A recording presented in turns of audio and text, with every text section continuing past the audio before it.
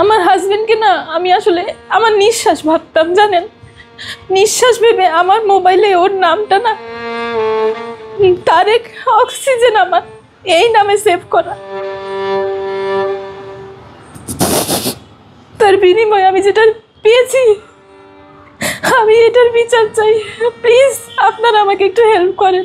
স্বামীর জীবন বাঁচিয়েছিলেন নিজের কিডনি দিয়ে, তবে স্বামী সুস্থ হওয়ার পর সেই ভালোবাসা ও ত্যাগ ভুলে গিয়ে জড়িয়ে পড়েন পরকীয়া ও অনলাইন জুয়ায়। ও অ্যারেস্ট হওয়ার পর যখন আমি এই বিষয়গুলো জানতে পারি আমি পুরো 2 দিন অজ্ঞান হয়েছিলাম। শুধু তাই নয়, স্বামী সুস্থ হওয়ার পর স্ত্রী উম্মে শাহিদিনা টুনির উপর নেমে আসে ভয়াবহ শারীরিক নির্যাতন।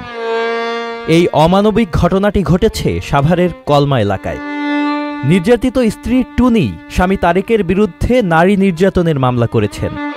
তারেককে গ্রেফতার করা হলেও বর্তমানে তিনি জামিনে রয়েছেন বলে জানা যায়। বিয়ের মাত্র 2 বছরের মাথায় টুনি জানতে পারেন তার স্বামী মোহাম্মদ তারেকের 2টি কিডনি প্রায় অচল। তাকে বাঁচাতে নিয়মিত ডায়ালাইসিস ছাড়া আর কোনো উপায় নেই। অথচ তার মাত্র 1 বছর আগে এক সন্তানের মা হয়েছেন টুনি। সংসার জীবনেও সবেমাত্র 2 বছর পার হয়েছে। এমন সময়ে এই দুঃসংবাদ তার জীবনের সবকিছু লণ্ডভণ্ড করে দেয়। তারেকের পরিবারের কাছে তেমন কোনো সহায়তা না পেয়ে টুনি তার স্বামীর চিকিৎসার দায়িত্ব কাঁধে তুলে নেন। উন্নত চিকিৎসার জন্য তারেককে ভারতে নিয়ে যাওয়ার সিদ্ধান্ত নেন।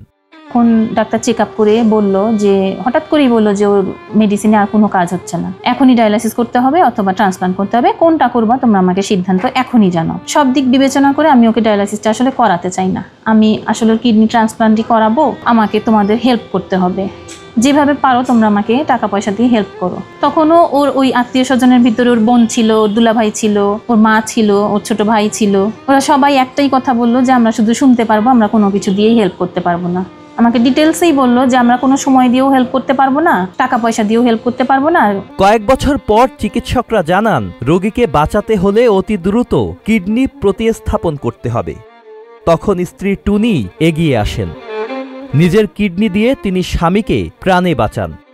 টুনি ভেবেছিলেন এবার হয়তো তার কষ্টের জীবনের সমাপ্তি ঘটবে, কিন্তু বিষয়টিকে ভুল প্রমাণ করেছে তারেকের কর্মকাণ্ড। সুস্থ হয়ে তারেক জড়িয়ে পড়েন পরকীয়ায়, তালাকপ্রাপ্ত এক নারীর প্রেমে আসক্ত হয়ে পড়েন।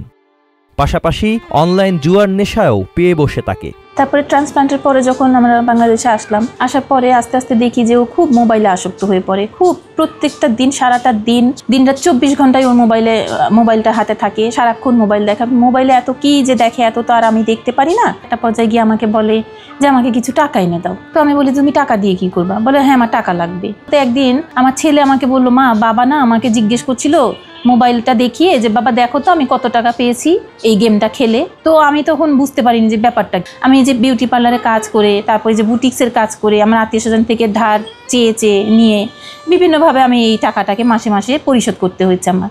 তো এইভাবে আবারও দেখি যে আবার কিছুদিন পর আবার টাকা চাচ্ছে, আবার বলে 5 লাখ টাকা এনে দে। যেই স্ত্রীর কারণে তিনি নতুন জীবন ফিরে পেলেন, একটা সময় তাকেই মারধর করতে শুরু করেন। স্বামীর নির্যাতন সইতে না পেরে গত 2রা ফেব্রুয়ারি সাভার থানায় গিয়ে তারেকের বিরুদ্ধে অভিযোগ দায়ের করেন টুনি। যখনই আমি বললাম যে আমি কিভাবে এনে দেবো, কোত্থেকে এনে দেবো, এলো পাথারি মাইট শুরু হলো। তার মাইটটাই শুরু হয় টার্গেট একদম কানের কাছ থেকে, আর তার পা চলে, খুব লাথি মারে আমাকে, একেবারে সার্জারির জায়গায় লাথি মারে। মানে এই মায়েরগুলো আসলে আমি নিতে পারি না, এমনভাবে শুরু হয় যে আমি কার জন্য কি করেছি।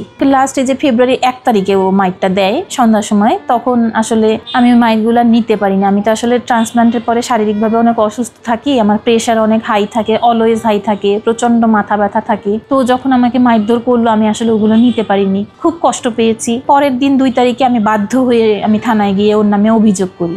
অভিযোগটা করার পরে ও এটা জানতে পারার পর আমি অবশ্য আমার ছেলেটাকে নিয়ে পাশে আমার খালার বাসায় চলে গেছিলাম। ও ওখানে যায়, আমাকে ফোন করে, ওখানে যায়, গিয়ে আমাকে অনেকভাবে ইমোশনাল ব্ল্যাকমেল করে, বলে অনেক কান্নাকাটি করে, আর বলে যে আমি ভুল করেছি, তোমার গায়ে হাত তুলে আমার এটা করা উচিত হয়নি, আমি আর এখন কখনো এরকম করব না, তুমি অভিযোগটা তুলে ফেলো। তো আমি বরাবরের মতন না এবারও ভুলে গিয়ে আমি ওকে ছেলেকে সাথে করে নিয়ে থানায় গিয়ে পরের দিন, একদিন পরেই আর কি, আমি অভিযোগটা উঠিয়ে ফেলি।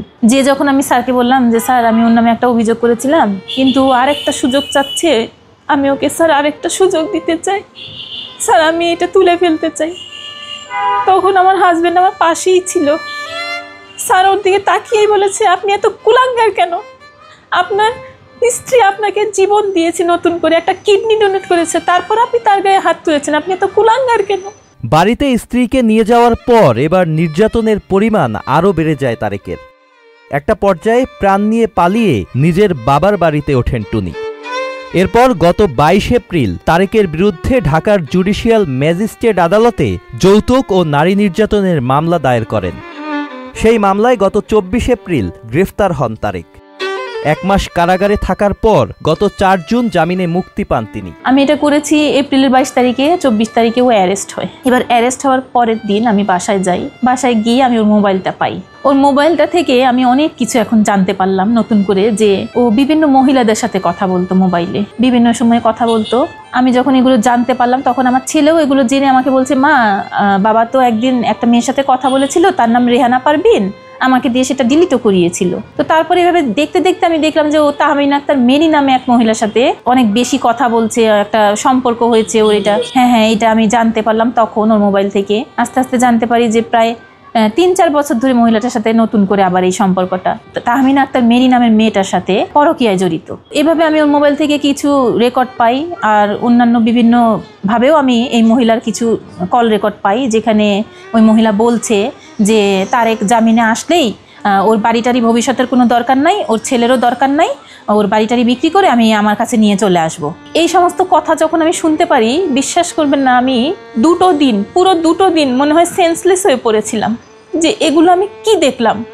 আর এই সম্পূর্ণ ঘটনাটা, সম্পূর্ণ এই কাহিনীগুলো আমি জানতে পারলাম ও অ্যারেস্ট হওয়ার পর। আমি এতদিন একসাথে, ও তো কোনো কাজকাম করতো না, বেকার ছিল, সারাদিন রাত 24 ঘন্টাই বাসায় থাকতো, আমিও তো বাসায় আছি, কিন্তু আমি কখনো ঘুণাক্ষরও জানতে পারিনি যে ওই সবের সাথে জড়িয়ে গেছে। ও অ্যারেস্ট হওয়ার পর যখন আমি এই বিষয়গুলো জানতে পারি, আমি পুরো 2 দিন অজ্ঞান হয়েছিলাম।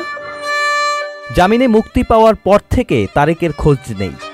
তিনি নিজের ফোন নম্বরও পরিবর্তন করে ফেলেছেন। তার ফলে তার সাথে একাধিকবার চেষ্টা করা হলেও যোগাযোগ করা সম্ভব হয়নি। এত বড় ত্যাগটা স্বীকার করেছিলাম, ওর কাছ থেকে একটু ভালোবাসা পাবো আর একটু ভালো ব্যবহার পাবো, এই আশায়।